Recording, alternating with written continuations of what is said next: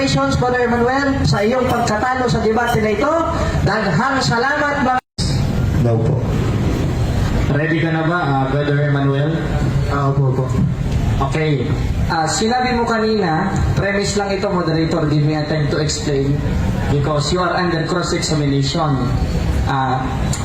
Kanina, sang-ayon ka ba sa sinabi mo? Kasi sabi mo, yung batayan ng simbahang Katoliko na ang founder ay ang ating Panginoong Jesucristo is only a subjective. Sang-ayon ka ba doon? Opo. Okay. Para sa iyo, brother, kapag meron bang evidences na nagpapatunay, halimbawa, hindi galing sa pananampalatayang Katoliko, na ang Katoliko ay ang itinayo ng ating Panginoong Jesucristo, kung ano yun? Subjective o objective? Pwedeng subjective. Objection, moderator. Okay po. Naipit na agad eh. Ang tanong ko sa iyo, categorical. Pag sinabing categorical, matuto ka sa rules, you should answer that categorically. Unang tanong ko pa lang, pambihira ka naman, no? Ang tanong ko, categorical. Hindi ko sinabing parehas. Pag ang isang paniniwala ba, halimbawa, ito, premise ito ang tema natin, according to your stand, patutunayan mo na hindi si Kristo nagtatag ng simbahang Katoliko. That's only a subjective, non-objective. Ngayon, pag ang isang opinion ba, o yung isang stand ba, halimbawa, ang paniniwala namin si Kristo nagtatag ng simbahang Katoliko, at may ibang magpapatunay na nasa labas ng simbahang Katoliko, subjective ba siya? O konsiderado ba siyang objective? Yes or no? Categorical. Wala ako sagot doon. Objection, moderator. Okay, ako po ang objection. Nasa rules po natin na most answer kapag ang tinatanong po ay categorical. Mamimili lang po kayo sa dalawa kung yes po ba or no. Moderator. Objection, moderator. Sige. Ang tanong ko sa kanya, categorical. Pag ba ang isang opinion o isang paniniwala ay pinatunayan ng iba na labas sa kanyang pananampalataya, konsiderado bang objective yun? Yes or no? Categorical. Sumagot ka, huwag ka maipit. Proceed po. Pwede bang mag-objection muna? Sasagot naman ako pero kung pagsagot ko, pwede bang ipaliwanag ko yung sagot ko?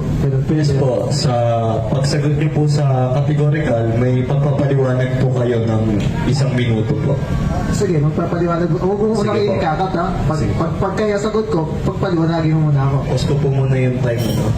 Ulit na lang po ang tanong ko. Okay. Ang tanong ko sa kanya, paulit-ulit na tayo ginagawa niya para makapag-isip ng isasagot Sabihin mo lang naman kung di mo kaya sagutin, mag-next question ka.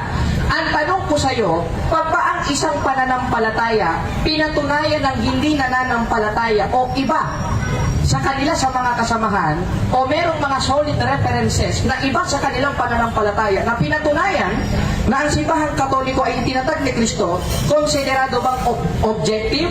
Yes or no? Mamili ka, yes or no? Because my question is categorical. Yes or no? Konsideradong objective? Objection, moderator. Ba't siya nagtatanong? Ako dapat ang magtatanong. Because you are under cross-examination. Clarification na, kinaklaro ko na. Wala ka sinabing clarification. Moderator, you have time to rule. Sige po, clarify daw po niya, ano daw po yung, ano ulit? That's na po yan. Okay, ang tanong ko ganito. Sabi niya kasi kanina, narinig naman dito sa live, hindi naman ako pwedeng magsinungaling. Ewan ko lang sa'yo kung magsisinungaling ka, kaya skeptical ka. Ikaw kasi nagsabi na ang pananampalatayang Katoliko na si Kristo ang nagtayo is only a subjective. Sinabi mo kanina yon at umuo ka. Pag humindi ka dyan, lalabas, kontra-kontrahan na sinasabi mo. Ngayon, sabi mo kasi subjective. Ngayon, pag ang isang pananampalataya ba pinatunayan ng hindi mananampalataya o iba sa kanila with solid references, considered ba yun as a objective? Yes or no? Categorical. No. Okay. Paliwanag, no? Sige, paliwanag po. Magno-no ako kasi yung nagpatunay na hindi naman membro ng Iglesia Katolika, yung patunay naman niya, hindi naman yun yung basihan ng objective o subjective Pang personal niya yun patunay niya. Hindi naman yun yung basihan. Okay, next question. O sige, ngayon. Tingnan niya, binawi na niya. Ngayon, premise ulit ito, moderator. Ang meaning ng objective, ito objektibo sa Tagalog. Premise. O nakabatay sa katotohanan, ebidensya, at mga nakasukat sa datos, hindi personal na opinion. That is the objective. Ngayon, pag makapagpakita ba ako ng referensya na labas sa pananampalatayang Katoliko, na ang Katoliko ay itinatag ng ating Panginoon Jesucristo, tatanggapin mo ba na mali ang pahayag mo at unawa mo sa word na objective? Yes or no? Yes or no daw po? Sagot. Ano yung sasagot ko? Tatanggapin ko ba? Objection, moderator. Ano pa naman yan? Bali, naghamon po siya ng showdown. I-clear mo, i-clear mo. Bali, naghamon po siya ng showdown po. Moderator, ito i-clarify ko lang. Kasi po. Nasa art of debate and argumentation, when the answer is categorical, you should answer that categorically. And when you are under cross-examination, you have no authority to questioning me because you are under cross, not I am under cross. So, Objection. Kinaklaro ko lang eh. Pakiklaro. Ay, pwedeng i-rephrase mo. Yung okay, sinabi. i-rephrase ko na naman. Paulit-ulit natin i-rephrase. Okay, hindi naman umahanda ng oras. Salamat. Ngayon, kapag may maipakita ba akong batayan, brother, hindi showdown ito Tanong ito, kapag may maipakita ba akong batayan na ang simbahang Katoliko ay itinayo ni Kristo, hindi ayon sa paliwanag ng mga Bible scholar ng Katoliko, tatanggapin mo ba na kabobohan lang ang unawa mo sa word na objective? Yes or no? No, siyempre. Okay. Paliwanag ko, hindi ko nga masyado maintindihan yung tanong. I-clear mo nga yung tanong, i-rephrase mo nga. Bali, pag may naipakita daw po siya na ganito, na dokumento, tatanggapin niyo daw po ba mali po yung sinabi niyo nung una? Tanong po niya, yes or no po? Hindi, kasi may mga conflicts kasi yan eh. May mga dapat pang klarohin eh. Okay. Proceed po tayo. Okay, next question. Saang diksyonaryo mo nabasa na kapag nakapagpakita ng batayan hindi galing sa kanila o opinion ng iba with evidences ay hindi objective? Ano? Magpakita ka. Give me meron ka bang may papakita na aklat o diksyonaryo na ang kahulugan ng objective is kahit hindi ka magpakita ng references, eto, i-clarify ko, moderator, meron ka bang maipapakita? Magpakita kang page ng dictionary o kahit ano man lang na bibigyan kita ng aklat dito. Eto eto brother. Bibigyan kitang aklat. Ayan. Partidahan na kita. Okay? Ngayon, saan mo mababasang aklat sinasabi na ang word na objective ay hindi tumutukoy sa pagpapakita ng referensya gaya ng aking napatunayan ngayon? Meron ka bang maipapakita? Meron o wala patunay na sinungaling ka? Pas ako, pas na tanong. Meron o wala? Pas yung tanong. Pas ako. Pass? Salamat, pass. Okay, next question. Iwanan na kita dyan. Balik tayo sa tema. Total, ayaw kitang mapahiya sa harap ng mga tao, brother. Ngayon, ito ang tanong. Ito clarification muna ito. Ayon mismo dito sa mga agnostic historians, agnostic ito at skeptical, sabi ni Barty Ehrman, maliwanag na ang tinayo ni Kristo, institusyon, ay Catholic Church na nag-develop sa paglipas ng panahon. Ngayon, ano ang aking nabasa na objective na ayon mismo sa mga kamag-anak ninyong skeptical? Si Kristo ang nagtayo ayon sa aking nabasa o ikaw ang nagtayo? Sagot, categorical. Si Kristo o ikaw ayon sa aking nabasa? Wala ako subjective din eh. Objection, moderator. Hindi ko naman tinatanong kung subjective mo Sige, wala ako subjective. Objective nga nitong referensyang binasa ko. Because you are under cross-examination, huwag kang maipit. Ang tanong ko sa'yo, ulitin ko, moderator inuubos ang oras, wala pa nasasagot sa tanong ayon mismo dito sa isang skeptical professor, na si Bart D. Ehrman, agnostic, hindi lang siya agnostic, hindi lang siya atheist, kundi considered rin siya na skeptical, ang institusyon na Catholic Church ay nag-develop sa paglipas ng panahon na si Kristo mismo na umiral ang nagtayo. Tanong, ayon sa objective na nabasa ko, na ayon mismo sa paliwanag ninyong mga skeptical, na si Kristo ang nagtayo ng simbahang Katoliko, ano ang aking nabasa? Si Kristo ang nagtayo? Patunay! Natalo ka sa debate na ito? Ikaw ang nagtayo, Brother Emmanuel. Ayon sa aking nabasa. Sino ang nagtayo? Si Kristo o ikaw? Ano yung gusto mo yung sagot ko doon? Kategorikal, mamili ka. Hindi ako. Si Kristo daw po ba ang nagtayo o Naipit ikaw din, daw po? mabihira naman, no? Emmanuel. Si Kristo o ako? Ayon sa aking nabasa, ayon sa objective na aking nabasa, sino ang nagtayo? Ikaw o si Kristo? Bali, gusto ko po niyang paaminin lang dun sa sinabi niya, ay sa binasa niya. Anong Pareho namang wala doon yung sagot eh. Therefore, next question. Oo. Next question na naman. Graduate ka na sa kaka-next question mo. Sunod na tanong. Ay, nako. Ano ba yan? Sunod na tanong. Ayon rin dito ulit, objective na naman ito. This is not subjective because this is not Catechism of the Catholic Church. This is not the Bible. This is not a canon law of the Catholic Church. Premise, ha?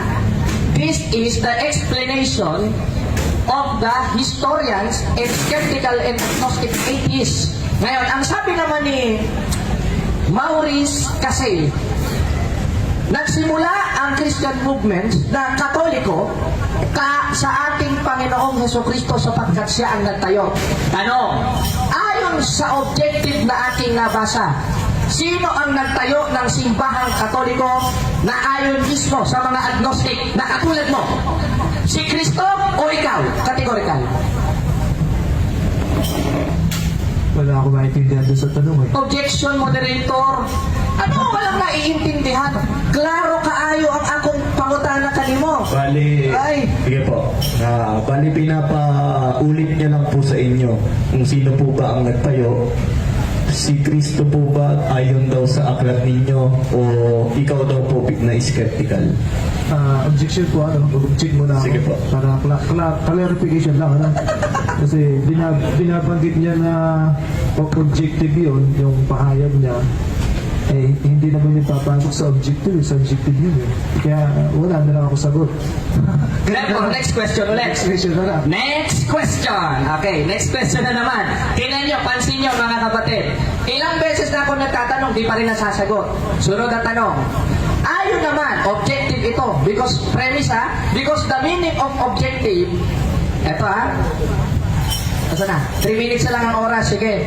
Ang ibig sabihin ng objective, eto ha, nakabatay sa katotohanan, check. Ebidensya, check. Nakasulat sa datos. Ngayon, kung nakasulat sa datos ang aking binasa at pinatunayan at hindi eksplanasyon ng simbahang Katoliko, objective ito. Tanong, ayon mismo dito sa isang skeptical na naman, na si Gerd Lubman, ang sabi niya, si Kristo ang nagtayo ng simbahang Katoliko. Tanong, tanggap mo ba to? Itong paliwanag ng dalian ko na lang yung tanong ko para hindi ka maipit, brother. Tanggap mo ba to na si Kristo ang nagtayo ng simbahang Katoliko ayon mismo sa opinion ng skeptical? Tanggap mo, hindi? Patunay na tinatraidor mo ang grupo ng skeptical. Tanggap mo o hindi? Bali, Sagot. pinapatanggap niya lang po sa'yo kung yung aklat ninyo po na skeptical din. Pwede ba akong paliwanag yung sagot? Moderator, ang tanong ko categorical, ba't ka magpapaliwanag? Pwede. This is not your time to explain. Your time is to answer my question because my question is categorical according to our rules and according to the art of debate and argumentation. Sana pala, nag-aral ka muna neto, ibibigay ko sa iyo, brother, ngayon, para malaman mo kung anong katungkulan mo bilang under cross-examination. Kaya, maliwanag ang tanong ko eh. Tanggap mo, hindi? Hindi nila ako sasagot. Next question. Next question na naman. bokya. Okay, next question. Next question. Gagamit tayo nito. Objective na naman ito dahil meron tayong datos. Because the meaning of objective, merong batayan, merong datos, hindi opinion ng isang panig lamang. O, tinan mo, naiipit na eh. O, ito. Basahin natin dito, ito, aklat ng grade 3 ito Imposibleng hindi alam ni brother ito dahil ang alam ko sa mga skeptic, matatalino. Kung hindi mo alam ito, hindi mo tatanggapin ito, huwag ka na mag-grade 3. O anong sabi? Dito, sa kasaysayan ng daigdig, sa pahina 179, grade 3 ito brother, ang sabi, si Jesus ay nasa simbahang Katoliko sapagkat ang Katoliko ay itinayo ng ating Panginoong Jesucristo. Ayon sa objective na aking nabasa, sino ang nagtayo ng simbahang Katoliko? Pag grade 3 lang ito, imposible hindi mo alam to. Si Kristo o ikaw? Wala doon yung sagot eh. Next question ulit. Ganun na kaya. Next question na naman. Ay nako brother, salamat at honest siya, next question siya, hindi niya kayang sagutin ang ating mga tanong. Sunod na tanong. Total, wala naman sa tema ito, bagamat binanggit mo, hahabulin kita dito. Last question na po. Okay. Total, sabi mo kanina, yung aral ng simbahang Katoliko na purgatorio, hindi itinuro ni Kristo. Ngayon, babasa lang ako, moderator Babasa lang ako, moderator, bilang premise kasi naipit na eh. Last, ilan na ba? 15 seconds. Last question ko to, tinan nyo, knockout ito. Ito sabi sa 1.35 ng Lucas, premise, sa la Biblia de las Americanas, respondiendo el ángel le pido Espíritu Santo, vendrá sobre ti, el poder el Altísimo te cubra. Dito, basahin natin. Dito sa isa. Mas maganda, mas malinaw. Para mas lalong maintindihan ito ni brother. A los tales predigo mucho tiempo el Espíritu de Cristo por boca de Noé, que doro la vibración del arca del Padre entiende espíritus, almas, y cárcel y purgatorio. Ngayon, ayon sa pagkakaalam mo, itong itinuro ni Apostol Pedro na purgatorio, sino ang nagturo sa kanya ayon sa Biblia, sa 28:20 ng Mateo? Si Kristo o ikaw? Categorical.